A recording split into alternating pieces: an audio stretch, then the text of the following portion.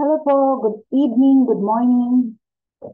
Have a blessed day sa lahat po. Sa buong mundo, kung saan man kayo ngayon at kung anong oras ninyo to napanood. Okay. So marami pong na-curious kung ano at sino si IMG. So ito po ipaliwanag ko. IMG stands for, okay, International Marketing Group is a community of saver, investor, and entrepreneur.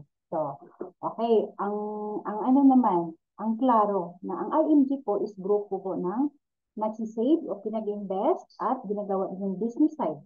Okay, kung nakikita natin dito, itong 20 years, kumbaga, ang IMG is 20 years na po in service in financial industry. So, kung nakikita natin dito, napakarami. Okay, ginaganap po ito during convention. Okay, hindi lang once a year, kundi 4 times a year. So, general convention po ito, ginaganap sa LMX, SM MOA sa Metro Manila. Then, ginaganap din ang big events sa iba't ibang bansa, around the globe. So, kung ikaw po ay mabilong sa community namin, so possible na makasave ka ng maayos, mag-invest ka para sa future mo, at mapabilang ka po sa, ayun, na makatravel po around the globe. So, ayun po yung kagandahan kung nandito ka po sa community namin. So, ayun. Napakaganda po ang IMG. So, kasi ang mga tao po dito is napaka-positive mindset.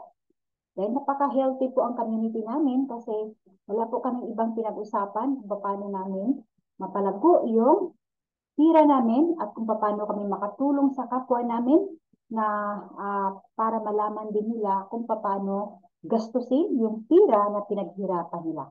So, yun po ang IMG, International Marketing Group.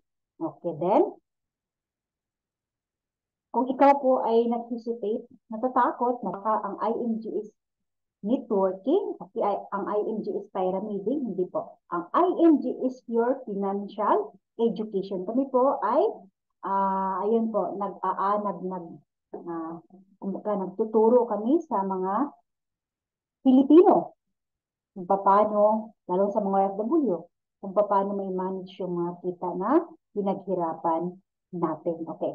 So, good news kasi Senator Rapi Tulfo, siya din ay kakampi natin. Kumbaga siya ay kapartner natin dito sa IMG. So, ito po ay na-announce po niya doon sa Senate na kailangan po talaga, sinasabi niya talaga, na kailangan sa member ng, sa lahat ng member ng mga OFW, kailangan po na makampaign namin at kailangan po pag-aralan kung paano may manage yung mga pinapadala sa family nila, yung kumbaga breadwinner. Parang hindi po yung tira po na pinapadala namin sa kanila is hindi po magasto sa walang halaga, kundi magasto po sa tama. So, ayun po. So, mostly din, ang pakay din namin is kailangan ma-educate din namin ang mostly sa mga OFW parang kahit pa paano, okay? Kasi alam mo, ang mindset kasi sa mga OFW, habang sila yan dito pa, okay? Walang pakialam yan, okay? Lahat po ng mga sahod ay ipapadala sa Pilipinas at wala na pong natira sa kanya. Kaya kailangan po na educate namin, i-campaign namin para naman na magsisave siya para sa sarili niya, para pag uwi niya, hindi siya kawawa. So, yun po. So, si Rapitul po, isa pong, ayun po, siya po ay proof, number one proof na ang IMG is legit. Okay, kasi kasama natin siya sa campaign natin. So, ano ba ang ginagawa namin dito bilang isang IMG missionaries o bilang IM financial educator? Ay kami po ay nag-assess sa mga more families o more Filipinos who want to help themselves build and achieve financial security through financial education and building a solid financial foundation. So, kami dito ay natuturuan namin yung mga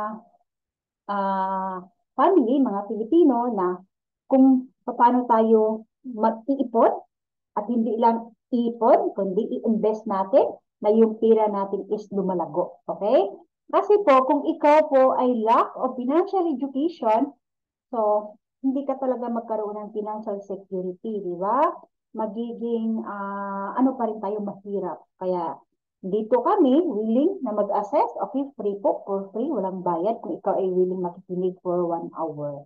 Then, ang pinaka-core purpose namin is to stop poverty. Kasi, sa bansang Pilipinas, napakarami kong Pilipino na financial illiterate. Okay, hindi alam kung paano gastusin yung tira. Okay, yung one day millionaire din, 29 days naman nagsasuffer, di ba? So, yun po. Kailangan na iparating namin sa kanila na kung paano gumasto ng tama. So, paano magkaroon ng positive mindset. Kasi naghihirap ang mga tao kasi hindi alam. Sa ano kasi narindawi tayo mag-iisip, okay? Na yung bang ang sahod natin is 20,000 pero ang gasto natin sa isang buwan is 25,000 o 30,000, pinangutang pa.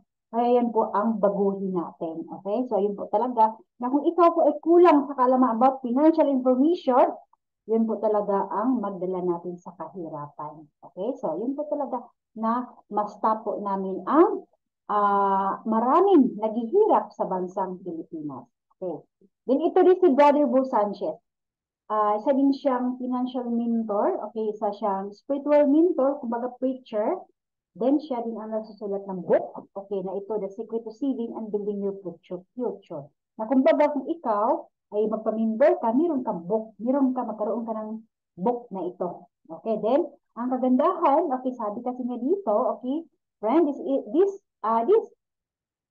this book is your ticket to upgrading your financial life.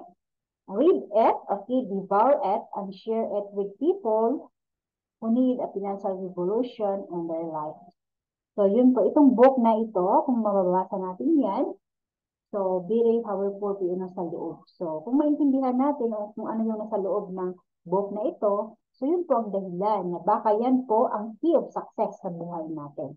So, ayun po, kaya nga sabi ko kanina, lahat po mga Pilipino mostly is mga negative mindset.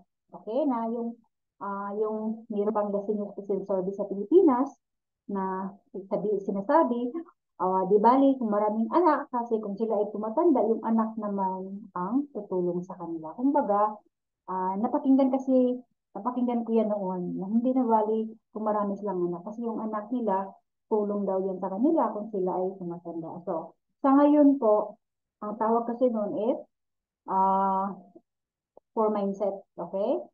So, sa ngayon, nagtuturo kami kung paano magiging rich mindset. So, magiging rich mindset ka po kung mababasa mo ito ang book na ito or kung makikinig pa ka po sa financial coaching namin. So, dahil ito po pala si Coach Maria Jovin Pasqui, isang financial educator. Okay? Ako po ay willing mag-assist sa inyo for free. So, ayun po, pwede kang mag-chat sa comment section below.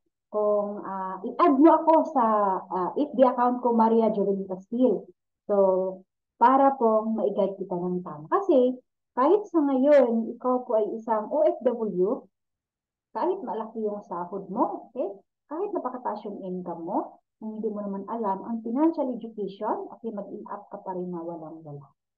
Okay, matulad ka pa rin sa the Senior Citizen Service sa Pilipinas, na pagdating sa panahon, kung sila na tumanda, magdating sa anak, then, kung possible na magre-retire ka na, pero hindi masabi na nag-retire ka na sa trabaho kasi kailangan mo pang magtrabaho, kailangan mo pang kumita kasi wala ka pong tira na pang-sustain sa mga needs mo. Or, magpakupot ka sa ministry.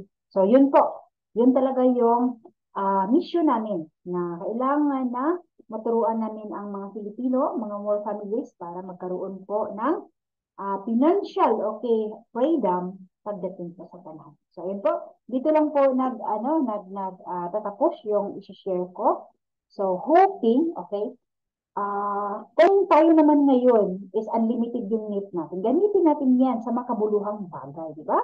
So, hindi naman masama na manonood tayo ng mga movies, pero hindi naman okay, buong panahon, lahat ng oras mo ay ginugugol mo na sa panood ng movie na wala ka namang makukuha, di ba?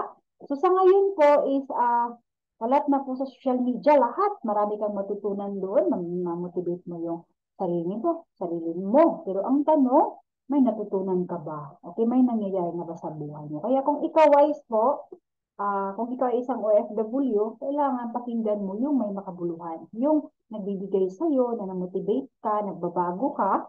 Pero kaya nga, walang saysay kung ikaw ay nanonood, tapos hindi mo naman ina-apply. So, kailangan po i-apply natin sa pamumuhay natin araw-araw. Kasi sayang ang panahon, di ba? Sayang yung pera, sayang yung gadget mo, sayang yung load mo. Kaya yun po, kailangan na meron ka talagang goal.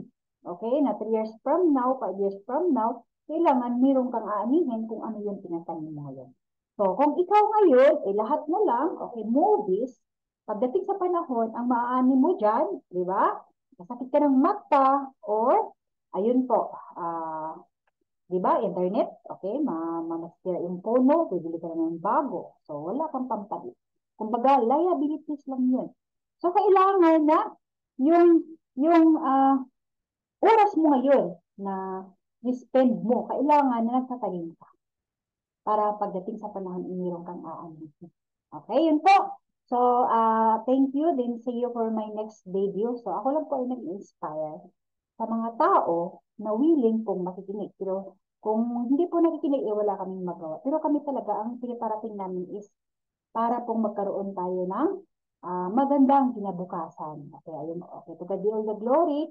Then, maraming salamat po sa mga nag-views. Maraming salamat sa nakikinig or nag-views sa video na ito. To God be all the glory. Then, see you for my next video.